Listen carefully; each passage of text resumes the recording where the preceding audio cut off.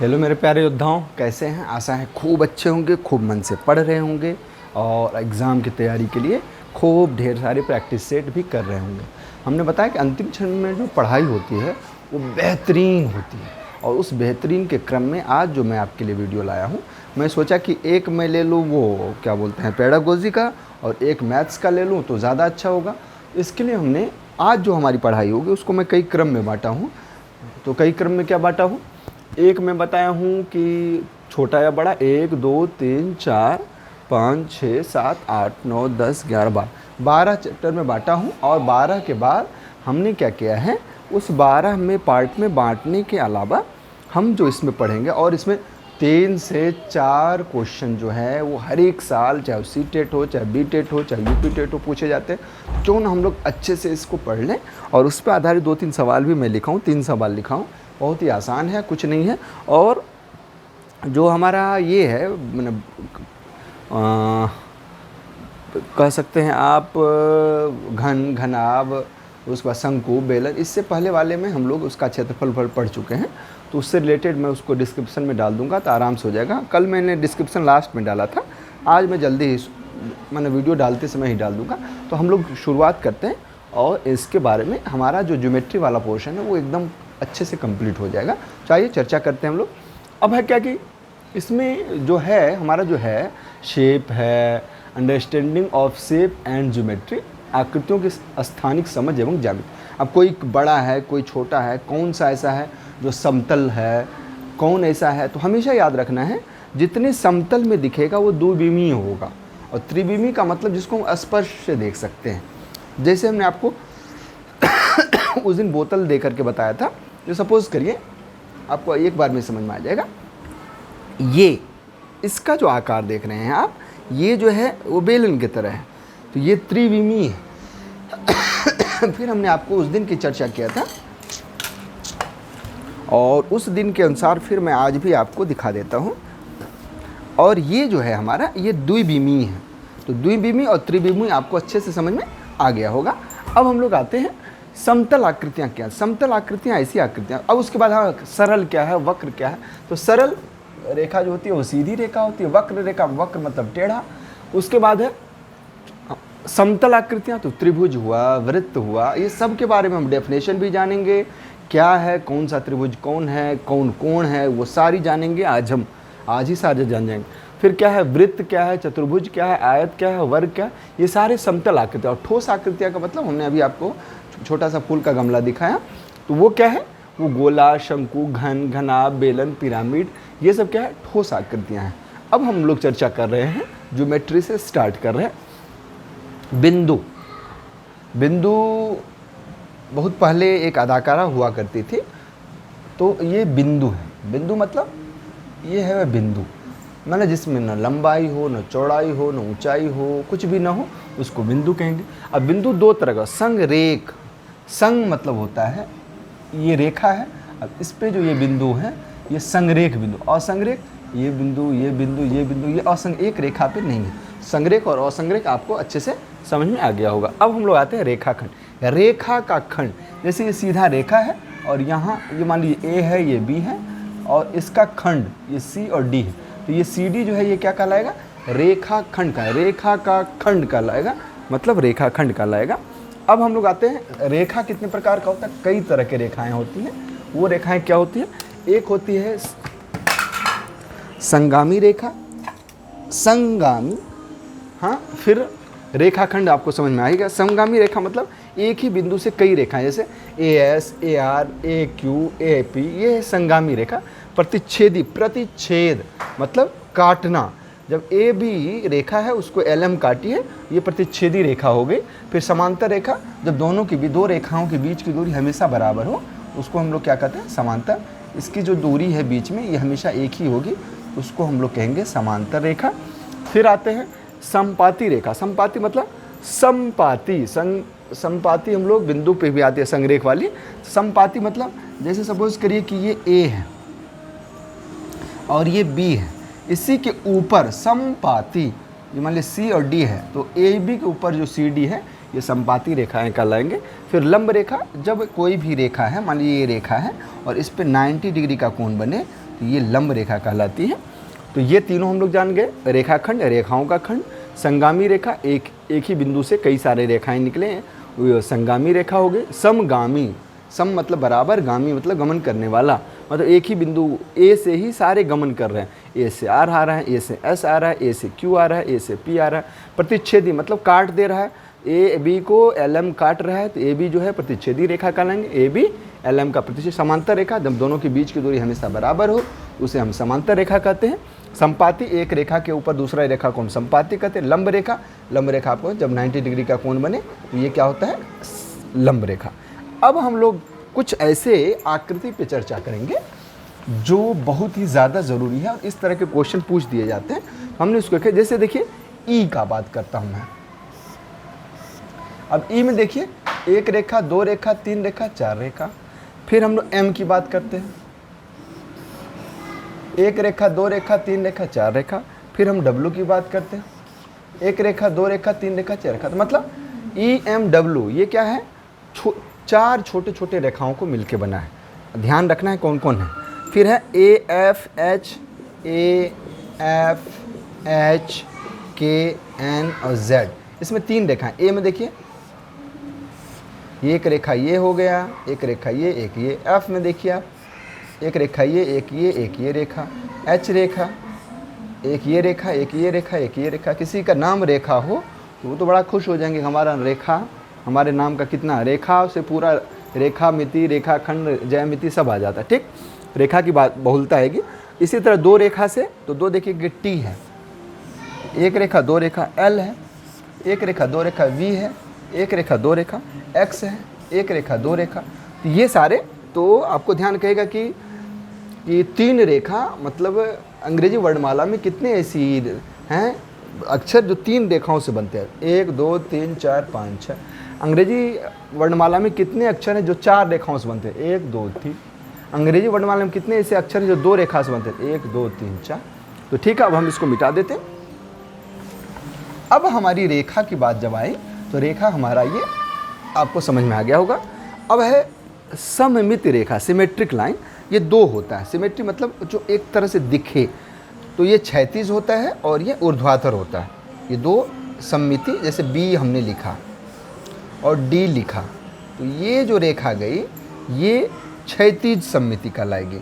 और हम एम की बात करें या हम वाई की बात करें, ये दोनों जो है वो ऊर्ध्वाधर, ऊर्ध्वाधर मतलब खड़ा, और क्षैतिज मतलब क्षिति के इज मतलब धरती के समानांतर जो क्षैतिज कलाएं।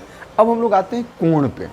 कोण कई प्रकार का होता है, मुख्य रूप से हम 6 पढ़ेंगे, उसके बाद जब दो रेखाएं आपस में कटती है तब जो कोण बनता है उसको भी पढ़ें। उसमें है न्यून कोण है, समकोण है, अधिक कोण है, फिर अधिक कोण के बाद बृहत कोण है, संपूर्ण कोण है, रिज। उसके बाद फिर हम इधर आते हैं, सरल कोण है। इधर आते हैं जब दो आते तो आसन्न कोण हो जाता है, शीर्षाभिमुख कोण हो जाता है। फिर जब हम छेदी रेखाएं एक दूसरे को काटती है तो संगत कोण होता है, एकांतर कोण होता है। ये सारी चीज़ों को हम लोग पढ़ेंगे। तो चलिए हम लोग शुरुआत करते हैं।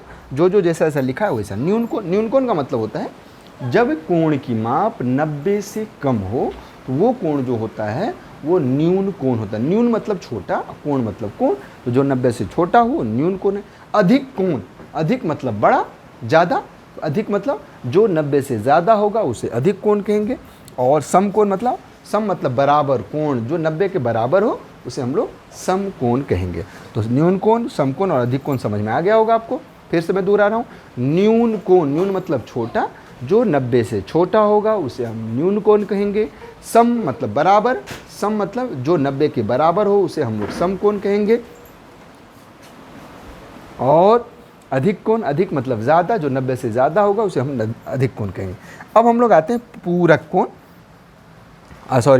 सरल कोण, जो 180 के बराबर होगा उसे हम सरल कोण कहेंगे। जैसे ये सीधा लाइन हो गया, ये जो कोण बना इसके सरल कोण कहेंगे।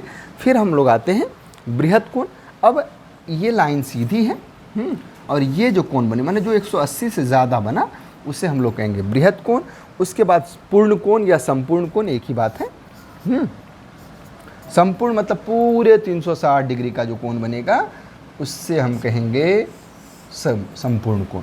ये तीनों 6 आपको समझ में आ गया। अब हम लोग आते हैं, जब दो रेखाएं आपस में कटती है तब जो कोण बनता है उसे हम पूरक कोण। अब जैसे पूरक, जब दो कोण का मान हमेशा ध्यान रखना है, चाहे समपूरक हो जाएगा तो 180, पूरक हो जाएगा 90। आसन्न कोण की बात समझिए, जब दो कोण की माप 90 डिग्री होगा तो उसे हम क्या कहेंगे, जब दो कोण की माप 90 डिग्री होगा उसे हम पूरक कोण कहेंगे। पूरक के बाद हम लोग आते हैं समपूरक पे। तो समपूरक को मतलब जब दो कोण की माप 180 डिग्री हो तो उसे हम लोग कहेंगे समपूरक कोण। समपूरक के बाद फिर हमारा आता है, हाँ और कोई तो चीज़ छोटा नहीं, नहीं ठीक। जब दो कोण की माप होगी 90, जैसे कोई 30 डिग्री है तो कहेगा इसका पूरक कोण क्या होगा, तो पूरक मतलब हाँ 90, दो कोण मिला करके 90 डिग्री हो जाएगा। समपूरक, जब एक कोण मान लीजिए 120 है तो दूसरे का इसका समपूरक कोण क्या होगा, तो 120 और 180 में से घटाएंगे तो 60। हमेशा याद करना, जब दो कोण का माप 90 हो तो वो पूरक होगा, जब दो कोण का माप 180 हो तो समपूरक होगा। अब हम लोग आते हैं आसन्न कोण पे। ये एक रेखीय युग्म अभिगृहित है, ये ध्यान रखना है, ये एक दूसरे का आसन्न कोण कहलाएगा। जैसे मान लीजिए ये ए है, ये बी है, ये ओ है, ये सी है, तो ए ओ सी और सी ओ बी एक दूसरे का आसन्न कोण कहलाएगा। ये रेखीय युग्म अभिगृहित भी है। यदि कोई किरण, ये किरण है मान लीजिए, किसी रेखा पे आधारित हो तो इस प्रकार बने दो आसन्न कोण का योग 180 डिग्री होता है, मतलब ये कोण और ये कोण मिला करके 180। तो ये हो गया आसन्न कोण। आसन्न कोण में क्या होता है, एक भुजा उभयनिष्ठ होती है, मतलब कोण की जो एक भुजा होती है वो आपस में बराबर होती है। ऐसे भी ये भी क्या कहलाएगा, ये भी आसन्न कोण कहलाएगा। ये 1 और ये 2, 1 2 का क्या कहलाएगा, आसन्न कोण का, क्योंकि ये जो ये वाली भुजा है ये उभयनिष्ठ भुजा है। अब हम लोग आते हैं सम्मुख कोण। सम्मुख, सम मतलब बराबर, मुख जैसे ये मुंह इसके मुंह के बराबर है। अभी और आपको अच्छे से समझ में आ जाएगा।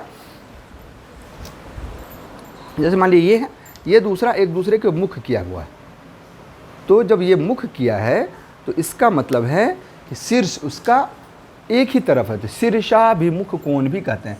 ये ऐसे, ये कोण इसका शीर्षाभिमुख कोण कहलाएगा, ये इसका शीर्षाभिमुख, जैसे 1 2 का 3 4 का शीर्षाभिमुख का, शीर्ष का अभिमुख, अभी मतलब सामने हो, या सम्मुख कोण। तो सम्मुख कोण आपको समझ में आ गया। और हमेशा याद रखना है शीर्षाभिमुख कोण या सम्मुख कोण आपस में बराबर होते हैं। अब हम लोग आते हैं दो कोणों के बीच संबंध। पूरक समझ में आ गया, समपूरक समझ में आया, आसन आ गया, शीर्षाभिमुख या सम्मुख। अब एकांतर कोण, अब जैसे देखिए ये ध्यान रखना है, ये दोनों लाइन देखा, ये मान लीजिए एल है, ये एम है, ठीक। अब इसको प्रतिच्छेदी रेखा करती है, तो देखेंगे एकांतर कोण, अल्टरनेट एंगल। तो देखना है, अब जैसे मैं आपको लिख दूं 1 2, इसको 3 कर दूं, इसको 4 कर दूं, इसको 4 5 6 7 और 8। अब आपको समझ में आ जाएगा। एकांतर कोण जो होगा 4 और 5, ये एकांतर कोण, और एकांतर कोण आपस में बराबर होता है। फिर उसके बाद 3, ये कोण और ये कोण, ये तो क्या कहलाएगा, ये भी एकांतर कोण कहलाएगा, और ये भी आपस में। अब हम आते हैं संगत कोण की बात करते हैं। ये लाइन से, हाँ अब देखिए संगत भी आपको समझ में आ जाएगा। एकांतर को कहते हैं अल्टरनेट एंगल, और संगत को जो कहते हैं वो कोरस्पेंडिंग एंगल कहते हैं। कोरस्पेंडिंग एंगल क्या है, कोरस्पेंडिंग एंगल को देखेंगे तो कोरस्पोंडिंग एंगल जो है ये 2 और ये 5, मतलब ये ध्यान से देखें, ये कोण और इस कोण का संगत कोण कहलाएगा। फिर उसके बाद हम लोग आते हैं, अब जैसे ये हुआ इसके, तो क्या हुआ, ये भी इसके बराबर होगा, 1 6 के कहलाएगा। अब देखेंगे 2 5 के हुआ, 1 6 के बराबर होगा, अब 7 4 के बराबर होगा, और 8 3 के बराबर होगा। तो ये कोण इसके बराबर होगा और ये कोण इसके बराबर होगा। ये आपस में संगत कोण कहलाते हैं।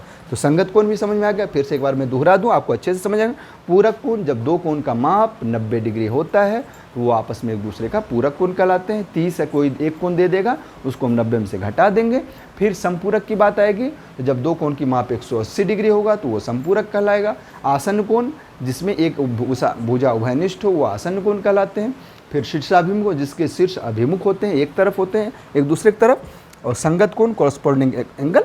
आपको एकांतर कोण हमने आपको बताया कि 4 जो है वो किसका एकांतर कोण कहलाएगा, 5, और 3 जो है वो 6 का कहलाएगा। अब हम लोग संगत कोण की बात किए, 2 5 का, 3 8 का, 1 6 का, 4 7 का। अब हम लोग आते हैं त्रिभुज पे। त्रिभुज में क्या होता है, 2-3 चीज़ें होती है। अब देखिए ये त्रिभुज मान लिया मैं बनाया। जब मैं त्रिभुज बनाऊंगा अब आपको समझ में आ जाएगा अच्छे से। जैसे मैं ये त्रिभुज बनाया तो त्रिभुज में आप क्या देख रहे हैं, ये कोण है और ये भुजा है। तो त्रिभुज में 3 भुजा होते हैं, 3 कोण है। त्रिभुज मतलब 3 भुजा, त्रिकोण 3 कोण। तो अब जब 3 भुजा और 3 कोण होते हैं तो उसी आधार पे त्रिभुज भी होता है। तो भुजाओं के आधार पे 3 प्रकार के और कोण के आधार पे 3 प्रकार। कोण के आधार पे समकोण, समकोण त्रिभुज, अधिक कोण त्रिभुज, न्यून कोण त्रिभुज, और भुजा के आधार पे समबाहु त्रिभुज, समद्विबाहु त्रिभुज, विषमबाहु। इसके बारे में हमने चर्चा भी किया है पिछले वीडियो में। तो उसको हम क्या करते हैं, आपको डिस्क्रिप्शन में डाल देंगे, आपको अच्छे से समझ में आ जाएगा उसका कैसे क्षेत्रफल निकाला जाता है उसमें। तो समकोण मतलब जब तीनों कोणों का मान, 3 कोण में एक कोण 90 हो और बाकी 2 कोण न्यून कोण हो, उसे हम समकोण त्रिभुज कहते हैं। न्यून कोण में जब सारे कोण 90 से कम हो तो उसे हम न्यून कोण कहेंगे। और हमेशा याद रखना है त्रिभुज के तीनों कोणों का माप 180 डिग्री होता है। फिर हम लोग अधिक कोण त्रिभुज किसे कहेंगे, जिसका एक कोण 90 से ज़्यादा अधिक है और बाकी 2 कोण न्यून कोण हो, उसे हम अधिक कोण त्रिभुज कहेंगे। उसके बाद हम लोग आते हैं तो समबाहु। सम मतलब बराबर, बाहु मतलब भुजा, जिसकी सभी भुजाएं आपस में बराबर हो, प्रत्येक कोण 60 डिग्री हो, उसे हम समबाहु त्रिभुज कहते हैं। इसको इक्विलेटरल ट्रायंगल भी कहते हैं अंग्रेजी में। विषम बाहु जिसकी कोई भी भुजा बराबर नहीं, और इसके लिए हमने आपको बताया था कि हीरो सूत्र था, HERROWN, ऐसे कहे हेरोन। हाँ, हीरो सूत्र फॉर्मूले से हम S × S - A, S - B, S - C, S जो है तीनों भुजाओं का योग बट्टे 2 हो जाता था। तो स्केलेन ट्रायंगल है। फिर समद्विबाहु आइसोसेल ट्रायंगल जो है, इसमें क्या होती है, सम मतलब बराबर, 2 मतलब बाहु, बाहु मतलब भुजा, जिसकी 2 भुजाएं आपस में बराबर हो उसे हम आइसोसेल्स कहते हैं या समद्विबाहु त्रिभुज कहते हैं। अब हम लोग तो आयत आप जानते ही, एक एक करके मैं बता दूंगा, आपको सब समझ में आ जाएगा। जिसकी आमने सामने की भुजा बराबर हो, ये है हमारा आयत। जिसकी आमने सामने की भुजा, ये भुजा इसके बराबर होगा, ये इसके बराबर होगा, प्रत्येक कोण 90 डिग्री होगा। और एक खास बात होगी कि इसका जो ये विकर्ण है और ये विकर्ण है, ये दोनों आपस में बराबर होगा। ठीक, अब हम लोग आते हैं वर्ग पे। वर्ग भी बहुत आसान है, जिसकी सारी भुजाएं बराबर हो। थोड़ा टेढ़ा बन गया, ये भी 90, ये भी 90, ये भी 90, ये भी 90, और ये दोनों विकर्ण भी बराबर, इससे हम कहेंगे आयत। वर्ग, इससे रिलेटेड भी हमारी वीडियो, इसमें मैं आपको बता चुका हूँ कैसे क्षेत्रफल निकाला जाता है, लेकिन इसके बारे में हम लोग थोड़ा जान लेते हैं। समांतर चतुर्भुज आप जानते ही हैं, 2 भुजा आपस में समांतर हो तो उसको हम क्या कहते हैं, समांतर चतुर्भुज कहते हैं। इसमें ये इसके समांतर होता है, ये इसके समांतर होता है। सम्मुख भुजाएं जो होती हैं, सम्मुख भुजाएं बराबर, और कोण भी होता है, ये कोण इसके बराबर, ये कोण इसके बराबर होता है, इसे हम क्या कहते हैं। और विकर्ण जो होता है एक दूसरे को समद्विभाजित मतलब बराबर भागों में बांटता है। सम मतलब बराबर, द्वि मतलब 2, भाजित मतलब बांटता है। तो ये हमारा समांतर चतुर्भुज आ गया, पैरेललोग्राम इसको कहते हैं। अब हम लोग आते हैं सम चतुर्भुज। सम चतुर्भुज में क्या होती है, सम मतलब होता है बराबर, चतुर्भुज मतलब चतुर्भुज जिसकी सभी भुजाएं आपस में बराबर, इसकी चारों भुजाएं आपस में बराबर होती है। और जो इसका ये विकर्ण है, विकर्ण बराबर नहीं होगा, ये छोटा हो गया, ये बड़ा हो गया, लेकिन ये इसको 90 डिग्री पे काटता है। ये ध्यान रखें, ये सम चतुर्भुज है जिसको हम रोम्बस बोलते हैं। और भुजाओं के जो वर्गों का योग होता है वो विकर्णों के योग के बराबर होता है। मतलब ये भुजाओं का जो वर्गों का योग होगा उसके विकर्ण के योग के बराबर होगा। ये हमारा रोम्बस हो गया। समलम, ट्रापेजियम, इसमें क्या होता है, कोई एक जो है भुजा का युग्म जो होगा वो क्या होगा, समांतर होगा, उसे हम लोग क्या कहेंगे, समलम चतुर्भुज। जैसे अब आपको देखिए, जैसे मान लीजिए ये और ये ऐसे किए,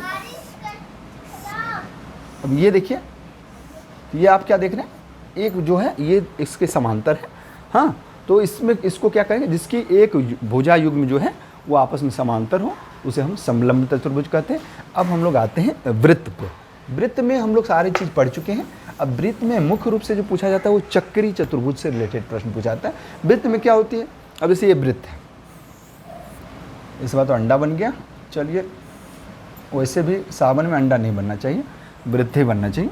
ये इसकी जीवा है, जीवा मतलब है एक सिरे से दूसरे सिरे को जो काट दे उसको जीवा कहते हैं। ये यहाँ से यहाँ तक इसका जो है वो, इसको कहते हैं हम त्रिज्या, और वृत्त की जो सबसे बड़ी जीवा होती है वो उसका व्यास होती है, जो कि त्रिज्या की दुगुनी होती है।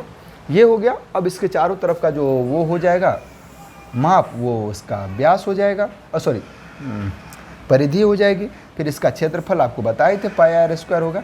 ये इसका पिछले वाले में हम लोग इसका पढ़ चुके हैं।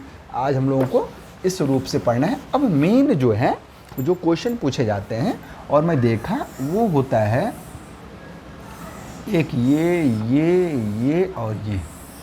इसको कहते हैं हम चक्रीय चतुर्भुज। चक्रीय चतुर्भुज में क्या होता है, ये एंगल और ये एंगल आमने सामने के एंगल का दोनों मिला करके 180 डिग्री होता है। इस एंगल और इस एंगल का मान 180 डिग्री। ये इस तरह के क्वेश्चन आपको पूछ सकते हैं। इसको हमने बताया है P और R जो है वो 180 डिग्री, S और Q वो हो क्या होगा 180 डिग्री। अब हम लोग आते हैं और वो है बहुभुज। अब कई तरह के बहुभुज होते हैं। बहु मतलब होता है ज़्यादा, और भुजा मतलब भुज मतलब भुज, जिसमें 5 हो 6 हो। जैसे मान लीजिए ये है, ये है, ये है, फिर ये है और फिर ये 1 2 3 4 5 6 भुज। अब होता है इसके अंतःकोणों का योग क्या होगा। जैसे त्रिभुज है, त्रिभुज में कितनी भुजा 1 2 3। इसका फॉर्मूला होता है, आप अच्छे से ध्यान रखें, 2 × 2n-4 × 90। अब देखिए 3 भुजा है तो 3 × 2 - 4, 3 दूनी 6 में से 4 × 90, तो 6 में से 4 2 × 90 मतलब 180 डिग्री। अब ये 6 है, 6 भुज जो है जिसे षटभुज कहते हैं, इसका क्या होगा, तो तुरंत हम लोग क्या कहते हैं 2n-4 समकोण। अब 2n क्या है 6 - 4 90। अब क्या होगा 6 दूनी 12 में से 4 गया 8 × 90 9 8 72 720 डिग्री। ये इस तरह के क्वेश्चंस पूछे जाते हैं। इतने हैं। अब उसमें विकर्ण कितने होते हैं। जैसे चतुर्भुज है, 1 विकर्ण 2 विकर्ण, तो बहुत सारे भुज होगा, उसमें विकर्ण क्या होगा उसका फॉर्मूला होता है। आपने देखा कि इसके अंतःकोणों का योग क्या होता है, इसका होता है 2n-4 × 90। अब अंतःकोणों का मान क्या होगा, तो 2n-4 × 90/n होता है। अब विकर्ण की संख्या होती है, फॉर्मूला होता है n × n-1/2 - n। अब इसे चतुर्भुज है तो 4 1/2 - 4। अब देखिए 4 × 3/2, 2 से काटे 2 3, 2 दूनी 4, अब 3 दूनी 6, 6 में से 4 गया 2, मतलब चतुर्भुज में 2 बनेंगे। इसी तरह जितने भुज हैं उसमें हम क्या कर लेते हैं, उसका फॉर्मूला होता है n × n-1/2 - n। अब हमने 3 क्वेश्चन लेकर के आया है और इसी 3 पे आधारित हम लोग क्या करेंगे, सवाल करेंगे। अब जैसे पहला क्वेश्चन है और ये आपके सीटेट में पूछे गए हैं। किसी चतुर्भुज के 3 अंतःकोण क्रमशः 105, अब देखिए ध्यान रखेंगे 105, फिर क्या है 120 और 75 है। यदि ये 5 होता और हमको 4 दिया होता तो हम क्या करते, 2n-4 × 90 के से हम इसके अंतःकोणों का योग निकालते। अब चतुर्भुज है तो हमें क्या पता है, चतुर्भुज के चारों अंतःकोणों का योग क्या होता है 360 डिग्री होता है। अब इनको हम जोड़ेंगे, 5 5 10 का 0, हाथ में बचा 1, 7 2 9 1 10 का 0, हाथ में बचा 1, 1 1 2 1 3, 300 डिग्री टोटल होता है 360। 300 इसमें घटा दिए, बचे हमारे 60। तो हमारा आंसर क्या होगा 60। इसमें क्या होगा, एक का आंसर क्या होगा 60। अब दूसरा कह रहा है, अब देखिए ये दिया हुआ है, दिए गए चित्र में AOB। अब इस चित्र को मैं यहाँ बना देता हूँ, यदि वहाँ नहीं दिख रहा होगा तो यहाँ मैं बनाता हूँ, अच्छे से आप देखें समझ में आ जाएगा। ये है चित्र आपका, ये ऐसे है, ये ऐसे, ये है 45, ये है 60 और ये है A, ये है B, ये है O। पूछ रहा है ये क्या होगा। हमने आपको बताया था और अभी हम लोगों ने चर्चा किया था, सरल कोण मतलब ये सीधा रेखा जो है वो 180 डिग्री का होता है। अब हमारे पास आसन कोण बन रहे हैं, 1 2 3 आसन कोण बन रहे हैं। यदि कोई किरण किसी रेखा पे आधारित हो, इस प्रकार बने 2 आसन कोण का योग 180 डिग्री होता है। यहाँ हमारा तो क्या होगा, ये कोण, इसको 1 मान लें, इसको 2 मान लें, इसको 3 मान लें, तो कोण 1 + कोण 2 + कोण 3 = 180 डिग्री होता है। अब ये 60 है, दूसरा कुछ नहीं है, ज्ञात करना है, और तीसरा जो है 45 है। तो 60 और 45 105, किस में से घटाएंगे 180 में से, कितना आया 75। तो हमारा AOB बराबर क्या हो जाएगा 75 डिग्री। मैं जल्दी किया हूँ, रोक रोक करके आप देख लीजिएगा। अब हमारा है तीसरा है, और तीसरा कैसा है, फिर इसको मैं मिटा के लिख रहा हूँ, कुछ कठिन नहीं है, ध्यान से देखेंगे। इसमें शीर्षाभिमुख कोण का प्रयोग किया गया है। जैसे ये है, थोड़ा इसको बड़ा कर दीजिए और इसको ऐसे कर दीजिए, और ये एक है 50, एक है x, एक है 80 और एक है y। अब आपको क्या है, त्रिभुज के तीनों कोणों का योग 180 होता है। ठीक, अब देखिए शीर्षाभिमुख कोण हमने आपको बताया था, जब हमने दो कोणों के बीच संबंध बताया था, हमने बताया था शीर्षाभिमुख कोण समान होते थे। ये y जो होगा वो किसके बराबर होगा, 80 डिग्री के बराबर होगा। अब ये 80 और 50 130 हो गए, 150 में से 130 घटाए 50। अब हमारा क्या हो गया, x और y कितने हो गए, 50 और 80। यही हमारा हो गया। यही हमारा आज का सेशन था। अब कल हम लोग क्या करते हैं, फिर मतलब आगे नए टॉपिक के साथ नए वीडियो में आते हैं। तब तक के लिए खूब मन से पढ़िए, लगे रहिए, डू योर बेस्ट। मिलते हैं अगले वीडियो में।